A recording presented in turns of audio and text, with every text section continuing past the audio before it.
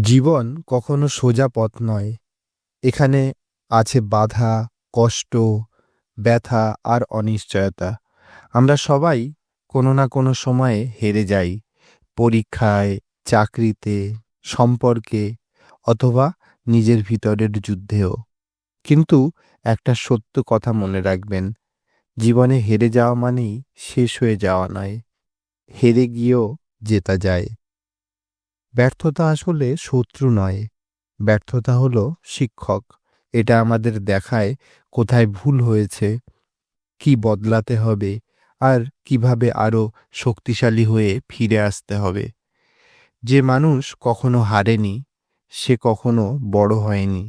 কারণ শুধু বিজয় মানুষকে সম্পূর্ণ করে না, ব্যর্থতাই মানুষকে তৈরি করে, গড়ে তোলে, আরও দৃঢ় করে।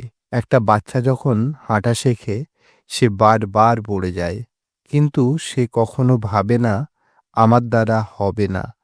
সে উঠে দাঁড়ায়, আবার চেষ্টা করে। এটাই মানুষের আসল প্রকৃতি। পড়ে যাওয়া নয়, উঠে দাঁড়ানোই মানুষের শক্তি। আমরা বড় হওয়ার পর ব্যর্থতাকে ভয় পাই, কারণ মানুষ কি বলবে তা নিয়ে ভাবি। কিন্তু সত্যি হলো, মানুষের কথা আজ আছে, কাল নেই। আপনার জীবন, আপনার স্বপ্ন, আপনার লড়াই, এগুলোই আপনাকে নিজেকেই লড়তে হবে। যদি আপনি হেরে গিয়ে থেমে যান, তাহলে হার স্থায়ী হয়ে যাবে। কিন্তু যদি হেরে গিয়েও লড়ে যান, তাহলে হারের পরেও জেতার সম্ভাবনা।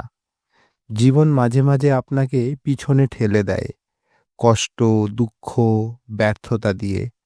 কিন্তু তীরকে যেমন বেশি দূরে ছুঁড়তে হলে পিছনে টানতে হয়, তেমনি জীবনে পিছিয়ে যাওয়ার অনেক সময় বড় সাফল্যের প্রস্তুতি। আজ যদি আপনি ভেঙে পড়ে থাকেন, হতাশ থাকেন, মনে হয় সব শেষ হয়ে গেছে, তাহলে জানেন এটাই আসলে আপনার ওঠার শুরু। দুঃখের অন্ধকারেই নতুন আলো আনার পথ তৈরি করে। সবচেয়ে অন্ধকার রাতের পরেই সূর্য ওঠে। সবচেয়ে বড় ব্যর্থতার পরেই আসে সবচেয়ে বড় সাফল্য। বিজয়ী লোকেরা কখনো এমন কেউ নয় যারা কখনো হারেনি। বিজয়ী হলো তারা যারা হেরে গিয়েও থামে না, যারা ব্যর্থতার পরেও আবার উঠে দাঁড়ায়, যারা মনে রাখে আমি যতক্ষণ চেষ্টা করছি ততক্ষণ আমি হারিনি। জেতা সবসময় অন্যকে হারানো নয়। অনেক সময় জেতার জন্য মানে নিজেকে, ভয়কে জেতা, নিজের সন্দেহকে জেতা, নিজের অলসতাকে জেতা। যে নিজেকে জয় করতে পারে, পৃথিবী কেউ তাকে থামাতে পারে না। আজ থেকে নিজের মনে একটাই কথা গেঁথে নিন, আমি যতবার পড়ে যাব ততবারই উঠব। আমি থামব না, আমি হারব না, আমি হার মানব না। কারণ জীবনে হেরে গিয়েও জেতা যায়, আর আমি জিতব।